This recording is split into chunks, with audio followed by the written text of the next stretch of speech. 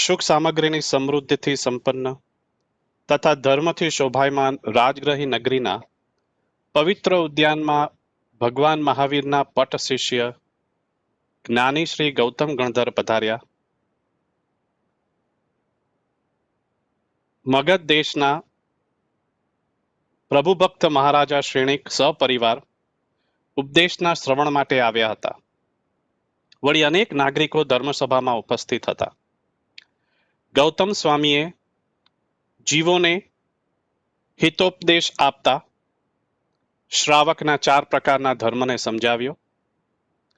વળી કહ્યું કે હે મહાનુભાવો, તમે નવપદની આરાધના કરો, કારણ કે એ આરાધનાને શ્રી ભગવાને શ્રેષ્ઠ કહી છે. તે આરાધનાની ફલશ્રુતિ શાશ્વત સુખ છે. માટે નવપદનું ધ્યાન કરવું. ગૌતમ સ્વામીના શ્રીમુખે દેશનાનું શ્રવણ કરીને શ્રેણિક રાજાના મનોભાવ અત્યંત ઉલ્લાસિત થતા તેમણે પૂછ્યું કે હે ભગવંત, એ નવપદનું ધ્યાન કેવી રીતે કરવું? ગૌતમ સ્વામીએ કહ્યું, હે શ્રેણિક, પૂર્વે શ્રીપાળ રાજા અને મૈણા સુંદરીના નવપદના ધ્યાનથી અનુક્રમે જે રીતે મોક્ષ પામ્યા હતા તે રીતે નવપદનું ધ્યાન કરવું. શ્રેણિક રાજા, હે ભગવંત, શ્રીપાળ અને મૈણા કોણ હતા અને તેમણે નવપદની આરાધના કેવી રીતે કરી હતી? અનંત લબ્ધિના ધારક એવા શ્રી ગૌતમ સ્વામીએ મુનિ સુવ્રત સ્વામીના સમયમાં થયેલા મહાન આરાધક અને પવિત્ર આત્માઓએ કરેલી નવપદની આરાધનાના સંદર્ભમાં એક સુંદર કથા કહીને સંભળાવી. માલવ દેશની સમૃદ્ધ ઉજ્જૈની નગરી હતી. ત્યાં પરાક્રમી રાજા પ્રજાપાલનું રાજ્ય હતું. તેને સૌભાગ્ય સુંદરી અને રૂપ સુંદરી એમ 2 રાણીઓ હતી. સૌભાગ્ય સુંદરીને સુર સુંદરી નામે કન્યા હતી. રૂપ સુંદરીને મૈણા સુંદરી નામે કન્યા હતી.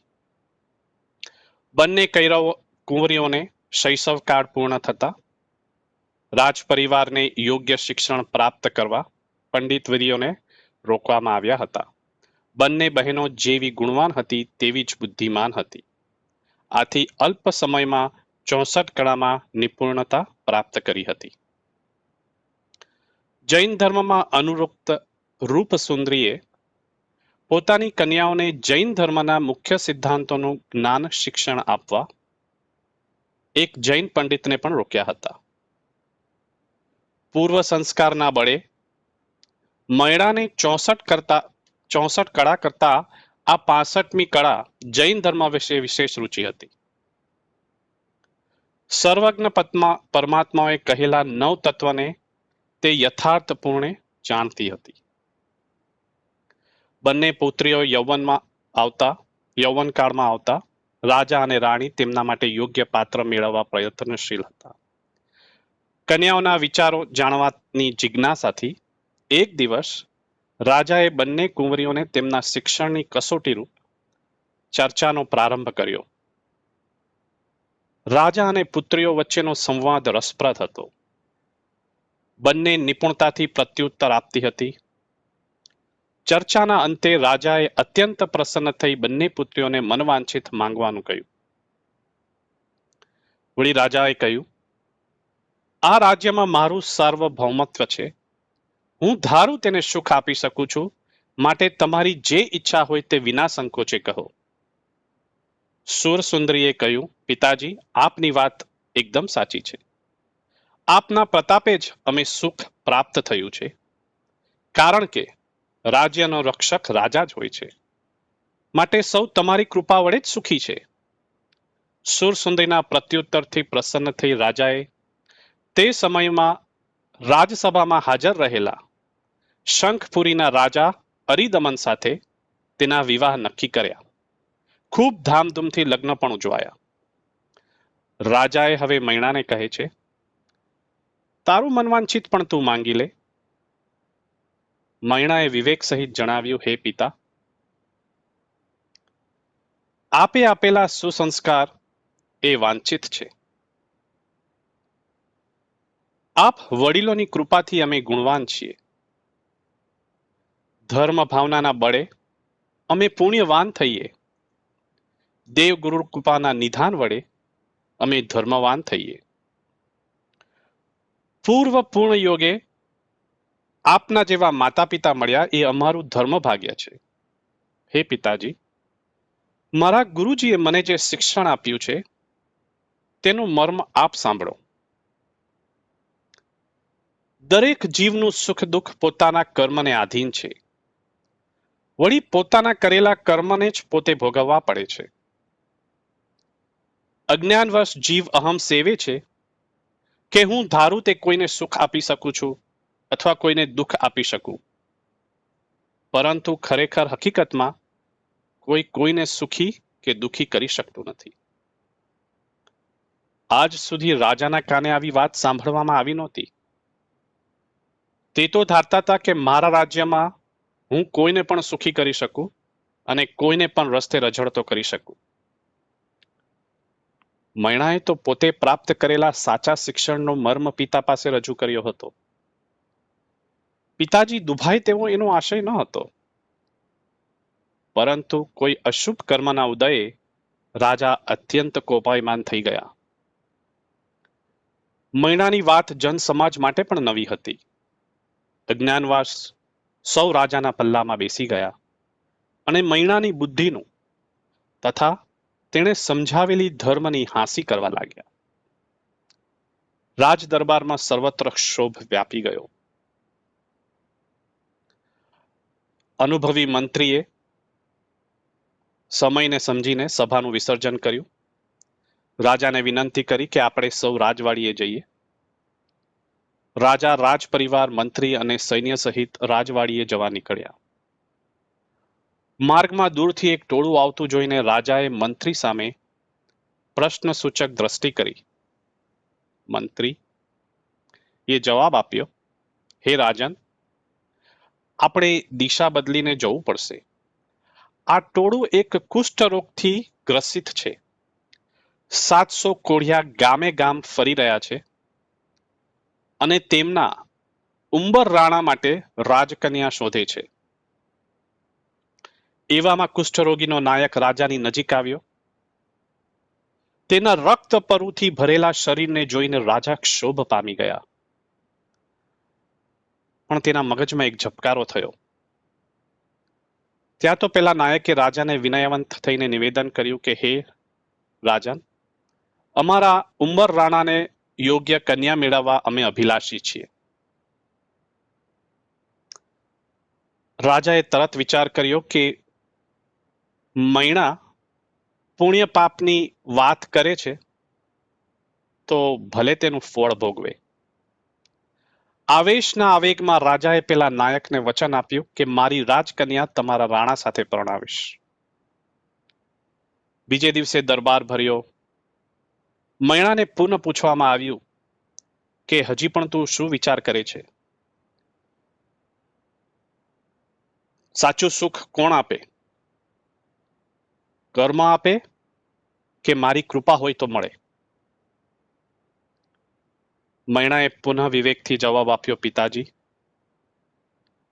કર્મના રહસ્યોની ગૂઢતાનું સર્વજ્ઞ પરમાત્માએ નિરૂપણ કર્યું છે. તેમના વચનને કેવી રીતે મિથ્યા કહેવાય? અર્થાત દરેક જીવ પોતાના શુભાશુભ કર્મ પ્રમાણે જ સુખ કે દુઃખ ભોગવે છે. આમ પિતા પુત્રીનો વાર્તાલાપ ચાલે છે ત્યાં તો 7 કોઢિયાઓની જાન ઉંબર રાણા અને કુતૂહલથી જોડાયેલા નગરજનો દરબારમાં આવી પહોંચ્યા. 700 કોઢિયા, તેમાં કોઈકના હોઠ કપાયેલા, કોઈકના આંગળા તો કોઈકના હાથ. ઉંબર રાણા પ્રજાપાલ રાજાની નજીક આવી ઊભા રહ્યા. તરત જ રાજાએ જાહેર કર્યું કે મૈણા સુંદરીએ તેના કર્મનું ફળ મળ્યું છે. તેના લગ્ન આ ઉંબર રાણા સાથે કરવામાં આવે છે. ત્યારે રૂપવતી મૈણાને જોઈને ઉંબર રાણાએ રાજાને આવો અન્યાય ન કરવા કહ્યું. પરંતુ અહંકારના આવેશમાં રાજાએ મૈણાની તેની સાથે પરણાવી દીધી. આ કુષ્ઠરોગી ઉંબર રાણા કોણ હતો? સમૃદ્ધ એવા અંગદેશની મહાનગરી ચંપાપુરીમાં સિંહરથ નામે રાજા હતો અને એમને સદગુણી કમળપ્રભા નામે રાણી હતી. તેમને શ્રીપાળ નામે એક રૂપવાન કુંવર હતો. રાજા રાણી સુખે સમય વ્યતીત કરતા હતા. આ સર્વ શુભ યોગ પલકવારમાં અશુભમાં પરિવર્તિત થઈ ગયો. રાજા અસાધ્ય દર્દથી મરણને શરણ થયા. તે સમયે શ્રીપાળ માત્ર 5 વર્ષનો હતો. રાણીના દુઃખ શોકનો પાર ન હતો. અનુભવી મંત્રીએ રાણીને સમજાવીને શ્રીપાળ કુંવરનો રાજ્યાભિષેક કર્યો અને રાજ્ય વ્યવસ્થા સંભાળી લીધી. પરંતુ દુર્ભાગ્ય તો આગળ ચાલતું હતું. શ્રીપાળના જ પોતાના સગા કાકા અજીતસેને દુર્બુદ્ધિ વેશ થઈને રાજ્ય પડાવી લેવા બાળ કુંવરનો ઘાત કરવાનું કાવતરું ઊભું કર્યું. પ્રમાણિક સેવકો દ્વારા મંત્રીને આ કાવતરાની ગંધ આવી ગઈ. એણે તરત જ રાજમાતા અને શ્રીપાળને ગુપ્ત દરવાજેથી રવાના કર્યા અને આશ્વાસન આપ્યું કે કુંવર જીવતો રહેશે તો ભાવિમાં પોતાના બાહુબળથી રાજ્ય પુનઃ પ્રાપ્ત કરશે. પુણ્ય પરવારે ત્યારે રાજા રંક બને. મહેલના સુખ માણનારા સેવકોથી સચવાયેલા રાજમાતા અને રાજકુંવર જંગલમાં ચાલી નીકળ્યા. ઘડીક ચાલે છે, ઘડીક દોડે છે. શરૂઆતમાં તો રાજકુંવરને જંગલમાં ફરવાની ખુશી થઈ, પણ જેમ સમય વીત્યો, બપોર થયો, ભૂખ લાગી, સાધન નથી. હવે રાજકુમાર થાકે છે. કહે છે, માં, હવે મહેલમાં ચાલો, મને થાક લાગે છે, મારે ખાવું છે, હવે મારે જંગલમાં નથી ફરવું. માથાની આંખમાં અશ્રુ ધારા વહી રહી છે. બાળકના ગાલને ચૂમે છે. અવાક રહીને કુંવરને ઉંચકીને આગળ વધે છે. મા દીકરો ચાલીને દોડીને થાક્યા. 5 વર્ષનો આ સુકુમાર રાજકુમારનું મુખ પુષ્પકર્માએ તેમ કરમાયું હતું. જોત જોતામાં રાત થઈ. રાણીએ પરમાત્માનું નામનું શરણ લઈ એક વૃક્ષ નીચે વિસામો કર્યો. રાણીના શીલના પ્રભાવે પુણ્યદયે રાત્રિ નિર્વિઘ્ન રૂપે પ્રસાર થઈ. સવાર પડી. કુંવર ઉઠે છે અને એને ભૂખ લાગે છે. આંખ ખોલતા જ પ્રથમ દૂધ માંગ્યું. માતા પુત્રને સમજાવે છે કે હવે શું કરવું તેનો વિચાર કરે છે. બરાબર તે જ સમયે 700 કુષ્ઠ રોગીઓનું એક ટોળું ત્યાંથી નીકળ્યું. પહેલા કુષ્ઠ રોગીઓને જોતા તો રાણી કંપી ઉઠી, પરંતુ પછી વિચાર કરે છે કે અજીત સેનના સૈનિકો અમને પકડવા પાછળ નીકળ્યા જ હશે. આથી ડૂબતો માણસ તરણું પકડે તેમ રાણી કુમારને લઈને તે કોઢિયાઓમાં ભળી ગઈ અને તેમની સાથે આગળ નીકળી ગઈ. રાણીની ધારણા સાચી હતી. સૈનિકો તેમને પકડવા પહોંચી આવ્યા, પરંતુ કોઢિયાના સમુદાયને જોઈને તેઓ ગભરાઈ ગયા અને પાછા વળ્યા. એક સંકટ ટળ્યું ત્યાં બીજું ઊભું થયું. અહો કર્મ તારી ગતિ. કોઢિયાની સાથે રહેવાથી શ્રીપાળને પણ કોઢ લાગુ થયો. આ જોતા માતા અત્યંત દુઃખી થઈ. બાળકને ટોળામાં મૂકીને કોઢની દવા શોધવા તે દેશ દેશાંતર ઘૂમતી રહી. આમ 15 વર્ષના વહાણા વહી ગયા. શ્રીપાળ બાળક મટીને યુવાન થયો, પણ શરીરના રોમે રોમે કોઢ રોગ વ્યાપી ગયો હતો. ક્યાં શ્રીપાળનું સૌંદર્ય અને ક્યાં કર્મનો ઉદય. મૈણા સાથે જેના લગ્ન થયા તે કુષ્ઠરોગી યુવાન ઉંબર રાણા તે જ શ્રીપાળ કુંવર હતો. મૈણાને તત્વની શ્રદ્ધારૂપ બોધિબીજ પ્રાપ્ત થયું હતું.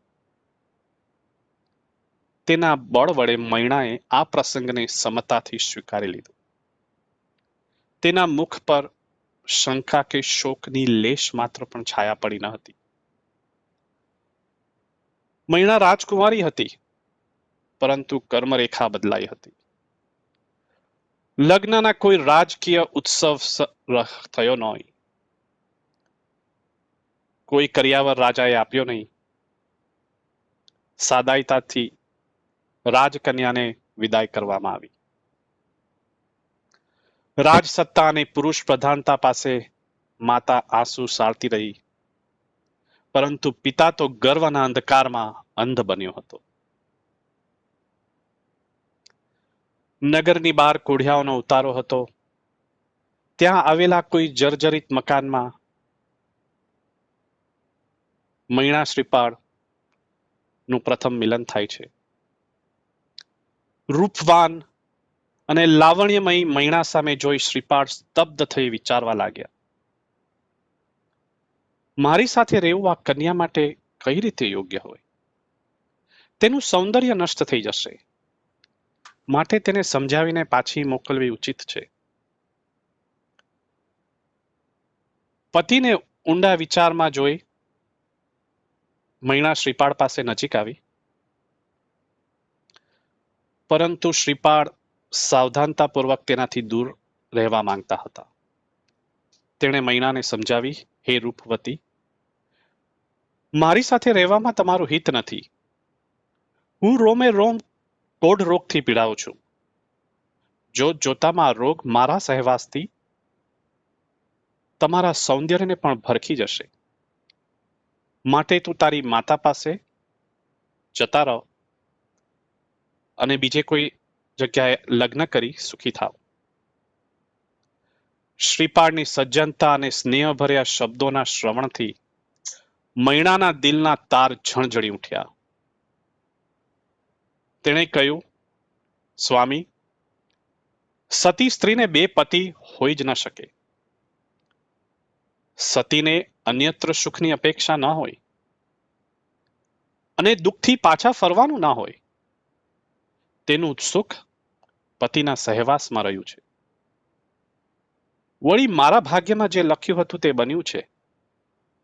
તમે નિશ્ચિત રહો, ધર્મના પ્રભાવે સૌ સારાવાના થઈ જશે.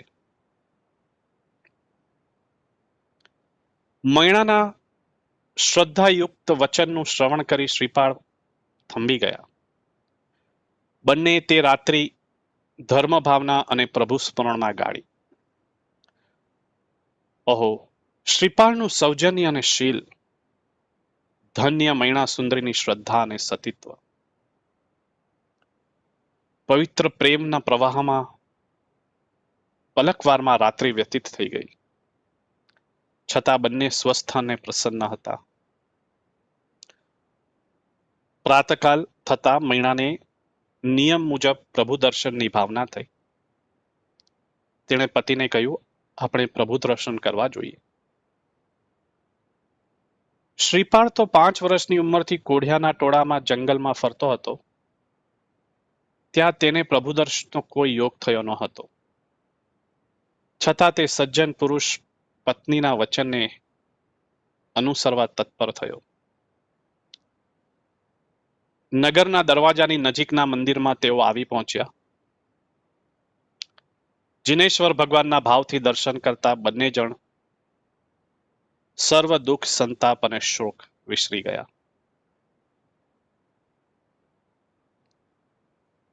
હે કરુણાનિધિ, અમે તમારા બાળકો, અમારા ઉપર કૃપા કરો. આત્મશ્રેયનો માર્ગ બતાવશો. આપના ધર્મમાં અમે અનુરાગી બનીએ તેવું શ્રદ્ધાબળ આપજો. આ રીતે પ્રભુ ભક્તિમાં લીન બંને શાંત ચિત્તે ઊભા થઈ પ્રભુને સઉલ્લાસ નિરખી રહ્યા હતા.